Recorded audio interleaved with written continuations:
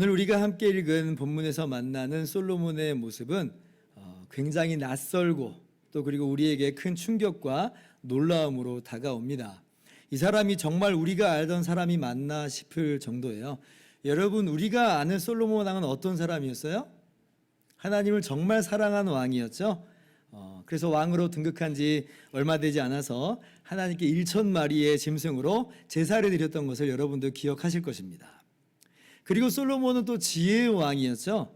하나님께서 친히 꿈에 나타나셔서 내가 너에게 무엇을 줄고 너는 구하라 말씀하실 때 솔로몬은 다른 것 구하지 않고 오직 하나님의 백성인 이스라엘을 의와 공의로서 자비와 긍휼로서 재판할 수 있는 지혜를 구했어요.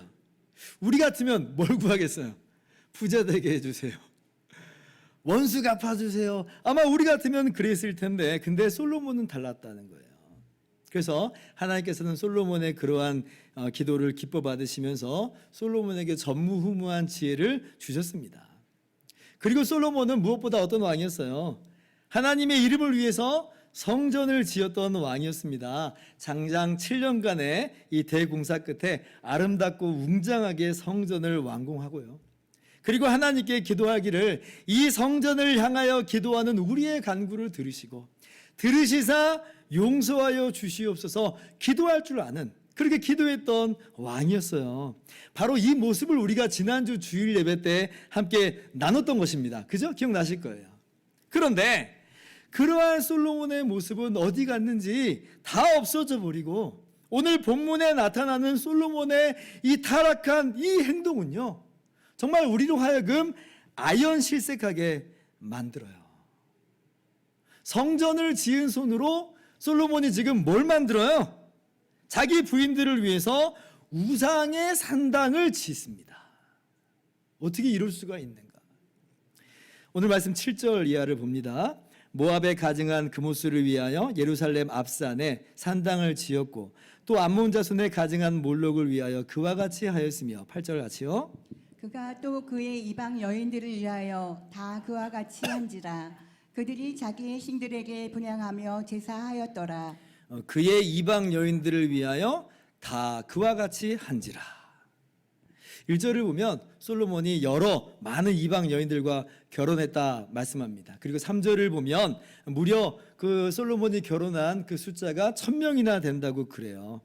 아마 많은 경우가 정략 결혼의 형태였겠죠. 그러지 않고서야 이렇게 많은 아내를 둘 리는 없을 거라 생각이 듭니다. 근데 어쨌든지 간에 그 많은 이방 왕비들을 위해서 솔로몬이 뭘 하고 있냐면 산당을 지어줘요. 아니 그러면 도대체 솔로몬이 몇 개의 산당을 지어줬을까?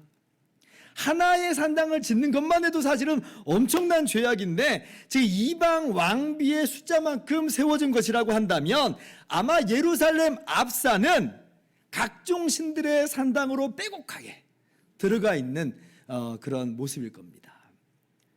산 자체가 흡사 만신전이 돼버린 거예요. 유일하신 참 하나님의 성전을 지은 솔로몬이 어떻게 우상의 산당을 세울 수 있다는 말인가? 근데 문제는 그것만이 아닙니다. 더 큰 문제가 있는데 뭐냐면 다름 아닌 솔로몬 자신도 그 이방 왕비들의 행위에 동참한 것으로 보인다는 것이에요. 4절 이하를 또 봅시다. 솔로몬이 나이가 많을 때에 그의 여인들이 그의 마음을 돌려 다른 신들을 따르게 하였으므로 왕의 마음이 그의 아버지 다윗의 마음과 같지 아니하여 그의 하나님 여호와 앞에 온전하지 못하였으니 5절 같이요. 이는 시돈 사람의 여신 아스다롯을 따르고 암몬 사람의 밀곰을 따름이라. 마음을 돌려 다른 신들을 따랐다 그러죠. 단순히 우상의 산당을 만들어주는 그런 수준이 아니라라고 하는 거예요. 마음을 돌려 이게 무슨 말이에요? 지금 솔로몬이 겉모양으로 지금 그렇게 행하고 있는 수준이 아니라라고 하는 겁니다. 속에서부터 그 중심에서부터 마음이 우상으로 돌아가 버린 거예요. 따르다. 이게 무슨 얘기예요? 5절에 따르다라고 하는 말은 문자적으로는 걷다, 행하다 이런 뜻이에요. 걷다, 행하다. 그러니까 이게 무슨 얘기냐면 아스다롯을 따라 걷다. 아스다롯을 따라 행하다예요. 따라 행하다. 하나님께서 솔로몬에게 요구하시는 삶의 모습이 있는데 근데 그러한 모습과는 정반대의 모습을 지금 솔로몬이 보여줍니다. 열왕기상 9장 4절에 하나님께서 솔로몬에게 나타나셨을 때 이런 말씀을 주신 적이 있어요. 네가 만일 네 아버지 다윗이 행함같이 마음을 온전히 하고 바르게 하여 내 앞에서 행하며 내가 내게 명령한 대로 온갖 일에 순종하여 내 법도와 율례를 지키면, 여기에 행하다라고 하는 단어가 나오죠. 같은 단어예요. 따르다, 같은 단어예요. 그러니까 하나님께서 솔로몬에게 뭘 지금 요구하신 거냐면, 뭘 원하신 거냐면 내 앞에서 행하라예요. 내 앞에서 걸어라, 나를 따르라, 이 말인데, 그런데 솔로몬은 그 하나님의 말씀과 정반대로 우상을 따라 행하더라 하는 거예요. 우상을 따라 행하더라. 야, 어떻게 이런 일이 있을 수 있는가? 너무나 충격적이죠. 다른 사람도 아니라 솔로몬이 이러고 있다는 것은 우리에게 너무나 충격적으로 다가옵니다. 그래서 오늘 말씀이 우리들에게 교훈하여 주시는 바는 정말 너무나 많아요. 너무 우리 마음 가운데 충격으로 다가오거든요. 그 중에서 오늘 우리가 세 가지만 함께 살펴보도록 합시다. 첫째로 하나님께서 오늘 우리에게 이 솔로몬의 모습을 통해서 주시는 교훈이 뭐냐면, 하나님의 말씀은 항상 옳다는 거예요. 하나님의 말씀이 옳다라고 하는 것을 우리가 오늘 말씀 속에서 인정할 수 있어야 됩니다. 우리는요, 하나님이 말씀하셨다 하더라도 어떻게 하기 십상이냐면, 우리의 작은 지혜와 경험을 가지고 에이 꼭 그런 것만은 아닐 수 있어요 라고 하면서 하나님의 말씀을 좀 가볍게 여길 때가 있어요. 하나님 말씀에 좀 물을 탈 때가 많다는 거예요. 그러나 여러분, 오늘 말씀 보세요. 그렇지 않아요. 하나님의 말씀이 옳아요. 하나님의 말씀이 옳지 나의 생각과 나의 지혜와 경험이 옳은 것이 아니라라고 하는 겁니다. 2절 말씀 봅니다. 여호와께서 일찍이 이 여러 백성에 대하여 이스라엘 자손에게 말씀하시기를 너희는 그들과 서로 통혼하지 말며 그들도 너희와 서로 통혼하게 하지 말라. 그들이 반드시 너희의 마음을 돌려 그들의 신들을 따르게 하리라 하였으나 솔로몬이 그들을 사랑하였더라. 하나님께서 이스라엘 민족을 애굽에서 구원해 내실 때에 이미 이렇게 말씀하셨어요. 그 이스라엘 백성을 향해서 이방 민족과 통혼하지 말라. 지금 그 말씀을 오늘 본문 말씀 2절이 반복하고 있는 겁니다. 그러면 왜 이방 민족들과 결혼하면 안 되는가? 이게 무슨 단순히 순수한 혈통을 유지하기 위해서인가? 여러분, 그런 거 아닌 거 잘 아실 거예요. 왜 그래요? 그들이, 그 이방 여인들이 너희의 마음을 돌려 그들의 신들을 따르게 하리라. 그러니까 종교적인 이유로 통혼을 지금 금지하신 것입니다. 통혼할 경우에는 신앙의 오염과 변질과 타락이 발생할 것을 분명하게 경고하여 말씀해 주신 거예요. 여러분, 그래서 오해하지 마세요. 이방 여인들하고 아예 결혼하면 안 되는 것이었던가? 아니요. 모세도 구스 여자하고 결혼을 했죠. 살몬은 이방 이 여리고의 기생이었던 라합하고 결혼을 했습니다. 보아스는 모압 여인인 룻하고 결혼하기도 했어요. 이 사람들 다 이방 여인이잖아요. 근데 하나님께서 그 결혼을 인정하시고 심지어 라합과 룻 같은 경우는 다윗의 조상이 되는 그런 은혜를 누리게 됐어요. 그래서 이게 지금 단순히 혈통의 문제는 아닌 거예요. 그러나 신앙적인 부분에서 하나 되지 못한 그 이방 여인이라면 말이 다른 거예요. 신앙적인 부분에서 하나 되지 못한 그 여인에 대해서는 하나님께서 명백하게 통혼을 금지하고 계시는 겁니다. 자, 그런데 오늘 말씀 보세요. 솔로몬이 이방 여인들을 위해서 우상의 산당을 세워줬다. 이게 무슨 얘기예요? 이방 여인들과 결혼한 것은 물론이고 신앙적인 일치가 전혀 없는 상황 속에서의 결혼이라는 거예요. 여러분, 어쩌면 솔로몬 마음 가운데 이런 생각이 있었을지도 모르겠습니다.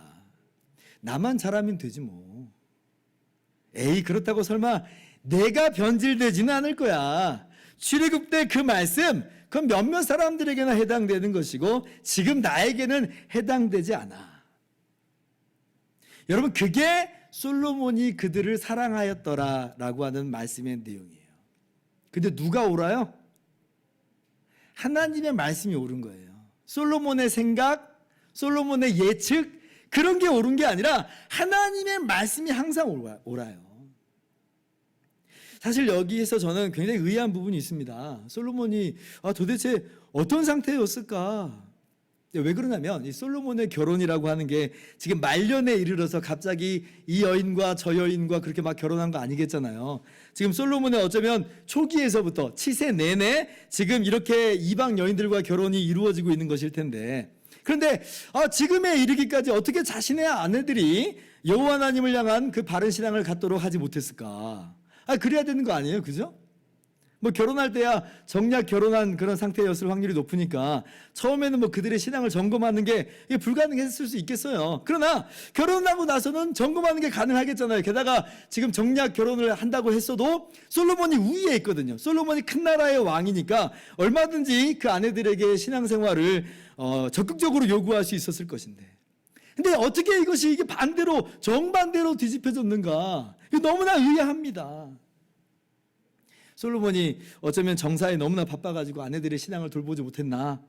아니면 아내들이 신앙생활을 같이 한 것처럼 보였어도 나이가 드니까, 솔로몬이 나이가 드니까 그냥 이제 자신들의 색깔을 드러내기 시작한 것인가? 모르겠어요. 어느 쪽이든 솔로몬이 너무 쉽게 생각한 거예요. 너무 쉽게 생각했어요. 큰 문제는 없을 거야. 그런 큰 문제는 없을 거야. 이게 별 대수는 아니야. 내가 누군데? 하나님의 말씀은 그저 일반론일 뿐이지 이러한 구체적인 상황에서 하나하나 적용될 수는 없을 거야. 혹시나 이것이 우리의 모습은 아닌가 우리가 돌아볼 필요가 있겠습니다. 과연 나는 하나님의 말씀을 기준으로 삼고 그렇게 행하는가? 아니면 하나님의 말씀을 그저 참고 구절 중에 하나로 그렇게 우리가 대우하고 있는 것은 아닌가 하는 거예요. 하나님의 말씀이 정말 항상 옳습니까? 아니면 내 삶 속에서 그저 하나의 참고 구절로서 그렇게 해도 되지만 그렇게 안 해도 된다는 그러한 자세로 우리가 살아가고 있습니까? 우리의 모습을 우리가 한번 돌아볼 필요가 있어요. 정작 가장 중요할 때는 내가 나의 지혜와 경험과 상황에 훨씬 더 가중치를 두고 행하는 것은 아닌가. 오늘 솔로몬의 모습을 보면서 이렇게 고백할 수 있어야겠어요. 하나님의 말씀이 항상 옳습니다. 내 지혜, 내 경험이 아니라 하나님의 주권을 인정하고 그렇게 하나님의 말씀을 인정하면서 하나님 말씀을 순복하면서 살아가시는 저와 여러분들 되기를 주님의 이름으로 축원합니다. 두 번째로 오늘 말씀해 주시는 교훈은요, 우리 인간은 너무나 연약하고 따라서 우리는 스스로 장담할 수 없는 그런 사람들이라고 하는 거예요. 오늘 솔로몬의 모습을 보면서 우리가 이것을 반드시 깨달아야 하겠습니다. 그래서 우리가 매일매일 스스로를 경계할 줄 알아야 되고 매일매일 하나님께 은혜를 구해야 될 것이에요. 오늘 말씀 4절을 보세요. 솔로몬이 나이가 많을 때에 그러죠. 솔로몬이 나이가 많을 때에. 이 말이 내포하고 있는 바는 뭐냐면 예전에는 그래도 안 그랬다는 겁니다. 처음부터 솔로몬이 타락해 있는 상태는 아니었다는 거예요. 예전에 솔로몬이 하나님을 사랑하고 그리고 성전을 짓고 하는 그 모든 것이 폄하될 만한 그런 것이 아니라라고 하는 거예요. 그러나 시간이 지나다 보니까 어떻게 됐어요? 시간이 지나다 보니까 솔로몬이 타락한 거예요. 솔로몬이 붕괴해버린 거예요. 여기에서 우리가 두 가지 측면을 다 고려할 필요가 있는데요. 첫 번째는 어떤 측면이냐면 사람은요, 그동안 정말 잘 해오더라도 어느 한순간 확 무너질 수가 있어요. 우리 인간이 어떤 존재인가? 그동안 잘 해올 수 있어요. 그러나 어느 한순간 무너지는 게 인간이에요. 대표적으로 누가 그랬어요? 아담과 하와의 타락이 그랬죠. 아담과 하와는요, 처음에 창조함을 받았을 때 하나님의 형상대로 정말 아름답고 선하게 창조함 받았습니다. 조금도 부족함이 없고 조금도 연약한 것이 없는 존재로 지음을 받았어요. 그런데 그렇다고 해서 아담과 하와가 아무런 문제가 없었느냐? 그렇지 않잖아요. 문제가 있었죠. 아담과 하와를 무너뜨리려고 하는 호시탐탐 기회를 노리고 있는 마귀의 존재가 있었잖아요. 그리고 결국 이 뱀의 유혹을 받아서, 이 마귀의 유혹을 받아서 아담과 하와가 거기에 동조함으로 말미암아 한순간에 아담과 하와는 붕괴되어 버리고 말았어요. 한순간에 나락으로 굴러떨어지고 만 것이에요.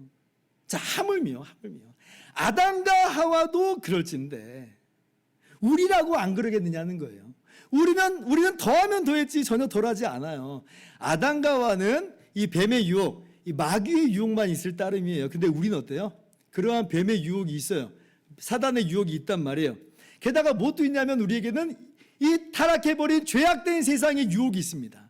이 세상의 원리와 가치관이 끊임없이 우리를 유혹하고 흔들어대요. 그렇게 살면 너만 바보 되는 거야. 왜 그렇게 어리석게 살아? 끊임없이 우리를 흔들어대요. 그리고 우리 안에 자리 잡고 있는 죄악된 본성. 아담과 하와는 하나의 유혹만 있을 뿐인데 우리는 3중의 유혹을 받고 있어요. 그래서 우리는 더더군다나 이 유혹에 한 방에 굴러떨어지기 쉬운 상태라고 하는 거예요. 그러니 누가 여기서 장담할 수 있겠느냐는 겁니다. 고린도전서 10장 12절은 이렇게 말씀하죠. 같이 한번 읽어봅시다. 시작. 그런즉 선줄로 생각하는 자는 넘어질까 조심하라. 선줄로 생각하는 자는 넘어질까 조심하라. 나는 이미 굳건하게 세워졌어. 그러니까 나는 넘어질 일은 없는 거야. 아니요, 그렇지 않아요. 그렇지 않아요. 여러분, 사단의 유혹이 그렇게 만만하지 않습니다. 죄악된 세상의 유혹이 그렇게 만만하던가요? 아니, 우리 안에 있는 죄성이 얼마나 강력한지 우리 너무 잘 알잖아요. 오죽하면 사도 바울이 뭐라고 말씀하세요? 오호라 나는 공고한 사람이로다. 이 사망의 몸에서 누가 나를 건져내랴. 우리가 너무나 잘 알고 있는 말씀인데, 그런데 누가 감히 나는 괜찮아, 나는 이미 세워졌으니 나는 문제없어, 누가 그렇게 이야기할 수 있겠냐는 거예요. 행여나 우리가 그런 마음과 자세를 갖고 있다면 그런 모습은 당장 우리가 깨뜨려 버려야 됩니다. 예수님께서도 우리에게 기도를 가르쳐 주실 때 뭐라고 가르쳐 주시냐면 악에서 구하시옵소서 이렇게 기도하라 가르치세요. 악에서 구하시옵소서. 다만 악에서 구하소서. 왜 그렇게 우리에게 기도하라 말씀하신 거예요? 물론 하나님께서는 능히 우리를 악에서 구원하시는 분이심을 우리들에게 교훈하시는 것이지만 동시에 무엇을 우리들에게 말씀하고 계시냐면 우리를 끊임없이 넘어뜨리는 악의 유혹이 있다는 거예요. 그러니까 기도하지 않고는 안 되는 연약한 존재라고 하는 것을 우리 가운데 깨우쳐 주시는 거예요. 그래서 다만 악에서 구하옵소서라고 기도하라고 교훈하시죠. 우리는 그래서 매일매일 하나님께 아버지께 간구해야 됩니다.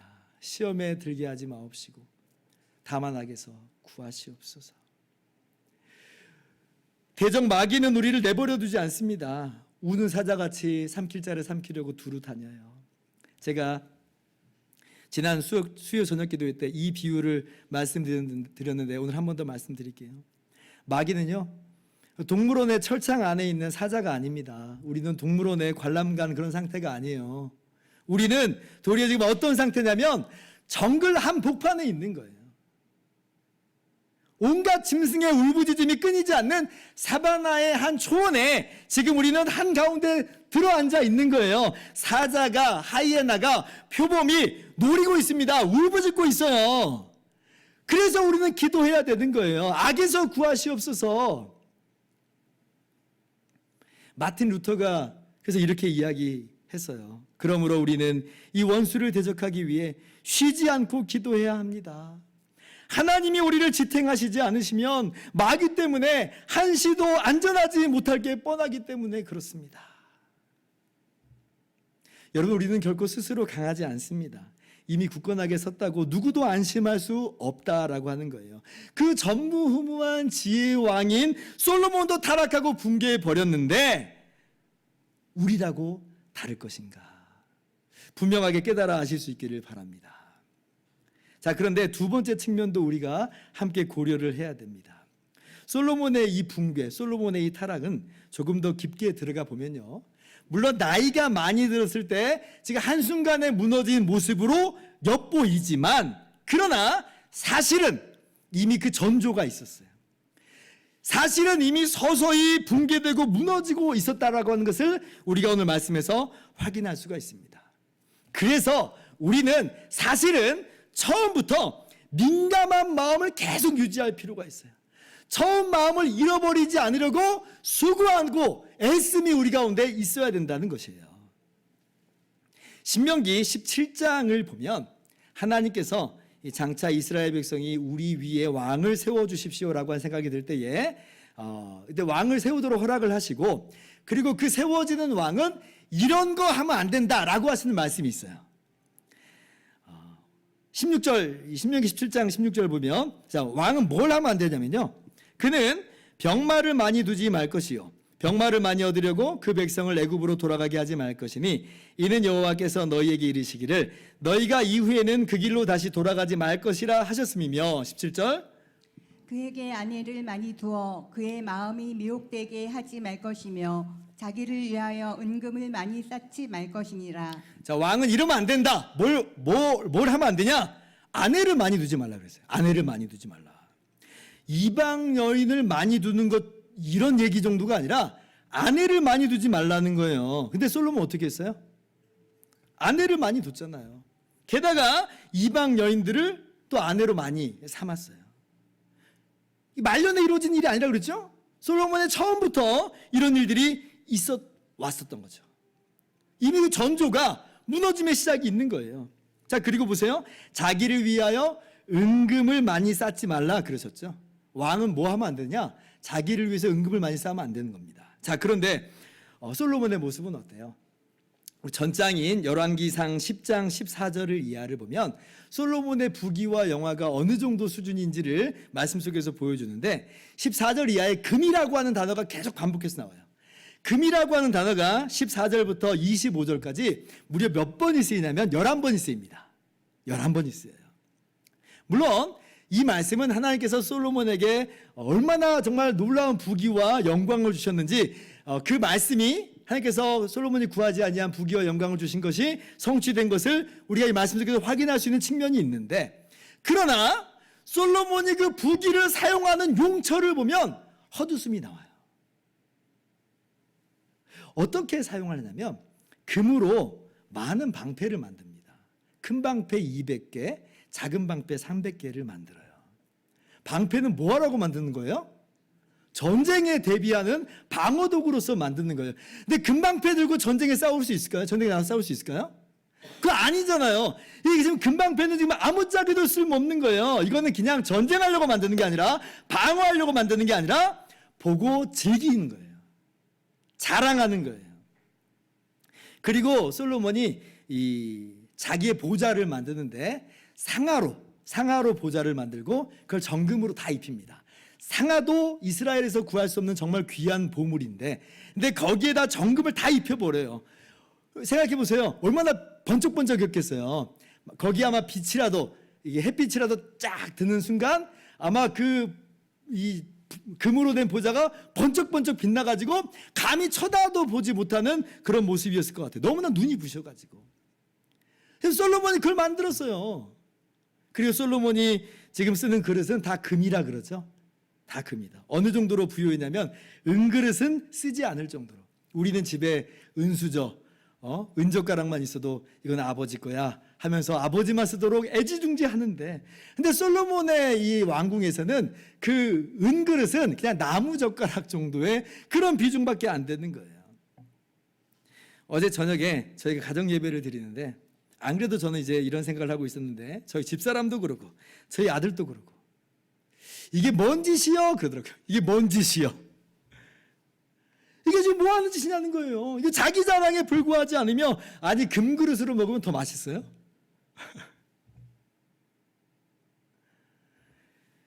솔로몬의 이 모습은 신명기에서 하나님께서 왕이 하지 말라고 하는 그 말씀을 정면으로 지금 어기고 있는 겁니다.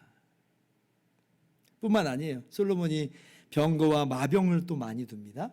병거가 1400대, 마병이 12,000명이라 그래요. 말이 그러면 12,000마리였다고 하는 거예요. 물론 나라가 크니까 군사력을 유지하기 위해서 어느 정도 규모가 필요했겠지만 지나치다. 심지어는 이러한 군사력을 유지하기 위해서 애굽과 거래를 합니다. 자, 근데 신명기 말씀에서 뭐라고 말씀하셨어요? 왕은 병마를 많이 두지 말 것이요 병마를 많이 얻으려고 애굽하고 거래하지 말라 그랬거든요. 근데 솔로몬은 말씀을 이것도 지금 깨뜨리고 있는 거죠. 제가 지금 무슨 말씀을 드리는 거냐면, 솔로몬의 타락과 붕괴가 지금 어쩌면 노년에 갑자기 일어난 그런 것만 아니라 말씀드리는 거예요. 오히려 솔로몬의 붕괴는 이미 처음부터 시작이 되고 있었다. 서서히 붕괴되고 있었다. 마치 서서히 달구어지는 그 비커 속의 개구리처럼 솔로몬은 화려한 인생에 취해서 자기 자신에 대해서 서서히 그렇게 무감각해지고 있었던 것이죠. 우리로 하여금 참 찔리게 하는 그런 부분입니다. 하나님께서 요한계시록 2장 4절에 주님께서 이런 말씀을 에베소 교회에게 주신 게 있죠. 그러나 너를 책망할 것이 있나니 너의 처음 사랑을 버렸느니라. 어쩌면 솔로몬의 그런 모습이 아닌가 싶어요. 솔로몬이 그 처음에 하나님을 사랑하는 마음, 백성들을 사랑하는 마음 분명 갖고 있었거든요. 그런데 어느 순간 붕괴되고 가고 있었던 거예요. 어느 순간 무너지고 있었어요. 자신을 왕으로 세우신 하나님의 은혜에 대한 감격은 어디 갔는지 모르겠고, 하나님을 사랑하면서 섬기는 그 모습은 다 어디로 갔는지, 시간의 흐름 속에서 마음이 점점 무감각해지고 이런저런 세상의 타협과 세상의 지혜와 화려한 인생을 추구하는 삶 속에서 이제 노년의 솔로몬의 모습은 더 이상 마음의 민감함을 갖지 않는 거예요. 그리고 붕괴된 겁니다. 여러분, 우리의 모습을 돌아볼 수 있기를 바랍니다. 우리의 첫사랑, 우리가 지금까지 계속해서 유지해 나가고 있는가? 그렇게 민감한 마음을 우리가 계속해서 유지해 나가고 있는가? 첫사랑을 잃지 않으려고 하는 우리의 수고가 있는가? 나 같은 죄인을 구원하여 주신 주님의 십자가 은혜에 우리의 시선을 우리가 날마다 고정하고 있는가? 고정하실 수 있기를 바랍니다. 항상 성경 말씀을 읽고 들으면서 이러한 주님의 은혜와 사랑을 항상 기억해야 될 것이에요. 우리가 매월마다 진행되는 성찬식을 통해서 하나님이 얼마나 나를 사랑하시는지, 주님이 얼마나 나를 사랑하시는지를 기억하면서 주님을 향한 나의 사랑을 다시 한번 다짐하고 그렇게 주님 사랑한다고 고백할 수 있는 우리의 모습이 되어야 될 것입니다. 우리가 그렇게 하지 않으면 우리 역시도 솔로몬의 전철을 밟지 않으리라는 보장이 없는 거죠. 그래서 신명기 17장 이하는 왕은 이렇게 해야 된다라고 한 걸 또 말씀하시거든요. 왕은 이렇게 해야 된다. 이렇게 말씀하세요. 17장 18절 이하를 교독합니다. 그가 왕위에 오르거든 이 율법서의 등사본을 레위 사람 제사장 앞에서 책에 기록하여 19절 평생에 자기 옆에 두고 읽어 그의 하나님 여호와 경외하기를 배우며 이 율법의 모든 말과 이 규례를 지켜 행할 것이라. 평생에 하나님의 말씀인 율법을 평생에 자기 옆에 두고 읽어라. 자기 옆에 두고 읽어라. 그래야지 민감한 마음 우리가 잃지 않아요. 첫사랑을 잃지 않는 거예요. 여러분, 시간은 마냥 우리 성도의 편만은 아닙니다. 시간이 흘러가면 나의 신앙이 저절로 성장하고 저절로 성숙해지고 저절로 주님을 닮아가고, 여러분 그렇지 않습니다. 솔로몬 보세요. 시간이 흘러갈수록 그렇게 되든가요? 아니요, 붕괴돼 버렸잖아요. 항상 기도하기를 힘쓰고 평생에 주님의 말씀을 읽고 듣기에 우리가 힘쓰지 않으면 우리도 그렇게 된다는 거예요. 평생입니다. 평생. 여러분, 그렇게 평생 기도에 힘쓰고 기도하면서 하나님의 은혜를 구하고 또 평생에 하나님의 은혜의 복음의 말씀을 가까이 함으로 말미암아 그렇게 시간이 흘러가면 흘수록 붕괴되는 것이 아니라 오히려 주님의 은혜로 말미암는 참된 성장과 성숙의 열매를 맺어가는 저와 여러분 되기를 주님의 이름으로 축원합니다. 이제 결론이면서 마지막 세 번째 교훈을 함께 나누도록 하겠습니다. 오늘 말씀에서 주시는 하나님의 교훈은 뭐냐면, 우리 인간은 이렇게 죄악되고 연약합니다. 그러나 그럼에도 불구하고 하나님은 언약을 기억하시고 신실하게 언약을 이루시는 하나님이시다라고 하는 거예요. 이것이 오늘 말씀 속에서 우리에게 주시는 정말 귀한 교훈입니다. 오늘 말씀을 보면서 여러분 느낀 점이 뭐예요? 저희 느끼는 감정은 뭐냐면 배신감입니다. 배신감. 솔로몬에 대한 배신감이 저도 굉장히 있더라고요. 아니, 하나님께서 솔로몬에게 주신 게 얼만데, 그죠? 9절 이하를 보니까 오늘 하나님께서 한 번도 아니고 무려 2번씩이나 솔로몬에겐 친히 나타내 주셨어요. 우리에게는 한 번만이라도 나타내 주시면 그 소원이 없을 것 같은데, 근데 솔로몬은 2번이나 만나 주셨어요. 그 전무후무한 지혜도 주셨죠. 부귀와 영광도 주셨어요. 그런데 돌아온 거 보세요. 돌아온 게 뭐예요? 우상숭배잖아요. 저도 이 솔로몬의 모습을 보면서 배신감을 갖게 되는데, 하나님은 얼마나 배신감을 가지실까? 아니, 더 많이 받은 사람에게는 더 많은 것들을 요구하시기 마련인데, 근데 그런 모습과는 정반대의 모습을 솔로몬이 보이고 있으니 하나님께서 어쩜 이러실지 모르겠어요. 네가 어떻게 나한테 이럴 수 있어? 그냥 제 이야기입니다. 네가 어떻게 이룰 수 있어? 사실 더 많이 받은 사람에게 더 큰 책임이 있어요. 더 큰 죄가 맞아요. 그래서 사실은 더 큰 죄이기 때문에 솔로몬은 하나님의 심판과 하나님의 진노 앞에서 멸망하고 끝장나야 되는 게 마땅한 모습임에도 불구하고, 그러나 하나님께서 오늘 하시는 말씀 보세요. 11절 말씀 이해합니다. 내가 반드시 이 나라를 내게서 빼앗아 내 신하에게 주리라. 분명 하나님께서 진노와 심판을 말씀하세요. 그러나 내 아버지 다윗을 위하여 내 세대에는 이 일을 행하지 아니하고 내 아들의 손에서 빼앗으려니와. 13절 같이요. 오직 내가 이 나라를 다 빼앗지 아니하고 내 종 다윗과 내가 택한 예루살렘을 위하여 한 지파를 내 아들에게 주리라 하셨더라. 여러분, 오늘 하나님께서 솔로몬을 심판하시고 멸하신다고 해도, 다 빼앗는다고 해도 솔로몬은 아무런 할 말이 없습니다. 사실 그래요. 네가 나한테 그런 것처럼 나도 똑같이 대해주마, 뭐 그러실 수 있죠. 하나님도 잊으신 척할 수 있고 모르신 척할 수 있으면서 그렇게 이 솔로몬을 심판하실지도 모르겠습니다만은, 그러나 하나님께서 그렇게 하시지 않는다는 거예요. 하나님께서는 그렇게 하시지 않아요. 왜 그래요? 다윗과 맺은 언약 때문에 그렇다. 하나님은 언약을 지키시는 하나님이시다라고 하는 거예요. 하나님께서 다윗과 어떤 언약을 맺으셨길래요?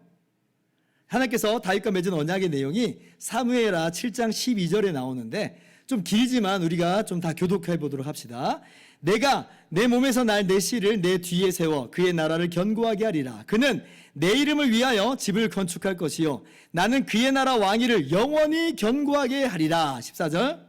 나는 그에게 아버지가 되고 그는 내게 아들이 되리니 그가 만일 죄를 범하면 내가 사람의 매와 인생의 채찍으로 징계하려니와. 내가 내 앞에서 물러나게 한 사울에게서 내 은총을 빼앗은 것처럼 그에게서 빼앗지는 아니하리라.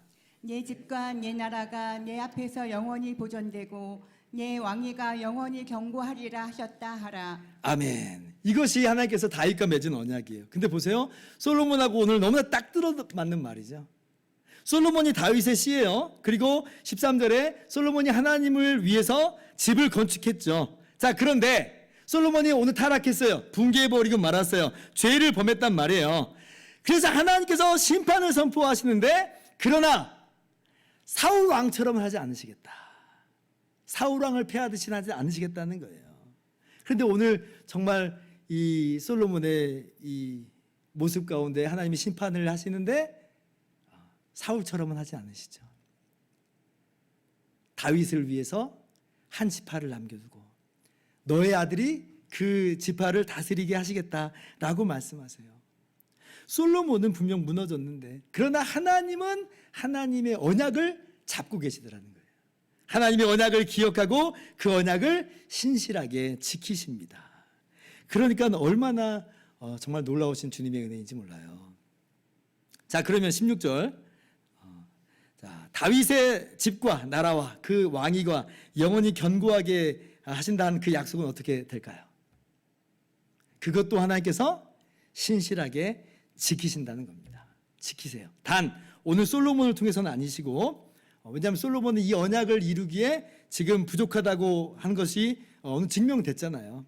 근데 누구를 통해서 이루시냐면 하나님께서 독생자 예수 그리스도를 다윗의 씨로 보내심으로 예수님께서 하나님의 언약을 친히 이루시는 거예요. 다름 아니라 하나님이 하나님의 역사를 이루세요. 하나님께서 하나님의 언약을 이루어 가시는 거예요. 사람은 실패했는데, 사람은 붕괴했는데, 하나님께서는 독생자 예수님을 보내시면서 그렇게 다윗의 씨로 나게 하시면서 하나님이 이 약속을 이루어 가신다는 거예요. 마태복음 12장 42절에 예수님께서 이렇게 말씀하십니다. 심판 때에 남방 여왕이 일어나 이 세대 사람을 정죄하리니 이는 그가 솔로몬의 지혜로운 말을 들으려고 땅끝에서 왔음이거니와 솔로몬보다 더 큰 이가 여기 있느니라. 예수님께서 당신을 두고 자신을 두고 하시는 말씀이에요. 솔로몬보다 더 큰 이가 여기 있다. 솔로몬이 실패했던 것, 솔로몬이 못했던 것을 내가 한다는 거예요. 내가 한다. 그리고 정말 예수님께서는 우리를 위해서 십자가에서 죽으심으로 말미암아 우리의 모든 죄와 모든 저주와 형벌을 다 제하시고 하나님의 나라를 이루어 놓으셨죠. 하나님의 나라를 이루셨어요. 다 이루었다 하셨잖아요. 다 이루었다. 이사야 53장 5절 이렇게 말씀합니다. 그가 찔림은 우리의 허물 때문이요 그가 상함은 우리의 죄악 때문이라. 그가 징계를 받음으로 우리가 평화를 누리고 그가 채찍에 맞음으로 우리는 나음을 받았도다. 예수님께서 하나님의 나라를 이루시고 우리를 거저, 죄인인 우리를 거저 하나님의 나라의 백성으로 삼아주신 거예요. 이 은혜가 저와 여러분에게 주어진 겁니다. 그래서 우리는 사실 어저께도 실패하고 그저께도 실패하고 어쩌면 오늘 아침까지도 실패한 구제불능의 죄인인데, 그렇다고 희망이 전혀 없는 것은 아니고, 우리 자신에게는 희망이 없지만 누구에게서 소망이 있는 거냐면 예수 그리스도 안에서 하나님이 우리에게 참 소망이 되어주시는 거예요.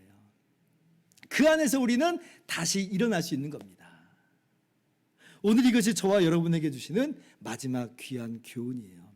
여러분, 그러므로 이미 넘어졌다고 해서 자포자기하지 마세요. 난 이제 끝장이야 라고 손 놓아버리지 마세요.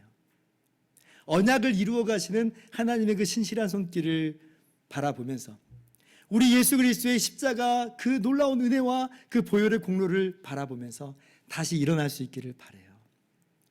그 사랑을 다시 한번 기억하고 회복하여서 주님의 말씀대로 살아가고자 다짐하실 수 있는 저와 여러분 되기를 주님의 이름으로 축원합니다.